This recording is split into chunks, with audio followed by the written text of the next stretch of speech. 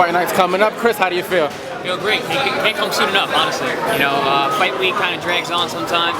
We got a lot of press and media obligations. I just want to fight now. Is that your least favorite part of fight week?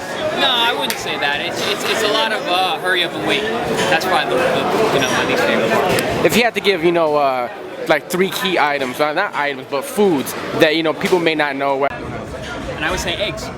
You know, a high quality farm-raised egg, cage-free organic egg. I mean, you can't get a better piece of protein than an egg.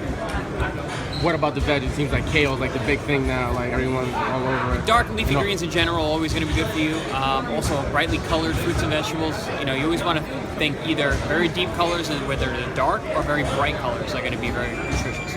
How do you feel about those naked trends? There's been, people are like split between them. You gotta be careful what's in them. You know, they usually have a lot of sugar, so you gotta be careful with that. But at the end of the day, they're made from real product and real food. So. Max Kellerman recently made a statement that he felt Pacquiao was the best fighter of our era. You know, do you agree or disagree with that?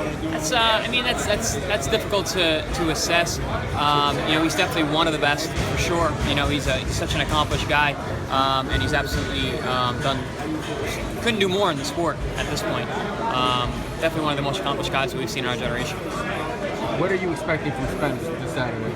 You know, I expect him to come out strong. You know, he wants to make a statement. You know, he said that he wants to knock me out. Good luck. Come and get it.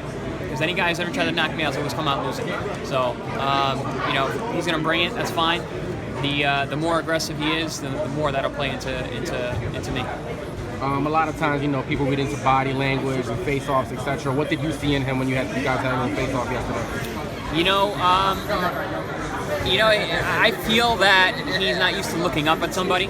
He has to look up into my eyes. I don't think he's used to seeing someone who's not afraid of him. I'm afraid of no man. I'm going to go out there and do what I always do.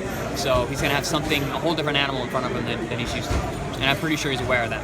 So you feel your height and reach is going to play a big part in this fight? It always does. It always does. I mean, it's part of my game. It's part of who I am. So it can make a difference. Was that part of you being a smart fighter? Because last when you fought Eric, post-fight, you were like that. You got into a little bit of the groove of just getting in there and banging it out. So yeah, and I had someone in front of me that I knew I could do that. I was in total control of that entire fight. That ring generalship is not just boxing. You can be a ring general and still be fighting on the inside.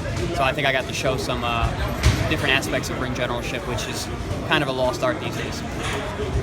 How do you think your experience against elite fighters sort of plays into this matchup? It plays into, everything leading up to this fight. It plays into preparing for a training camp at this high level, to dealing with the fight week promotions at this level, to preparing immediately before fight night and getting into the ring and executing during the fight. Experience plays a huge role, and when you've been in with the guys that I've been with, your learning curve is that much faster.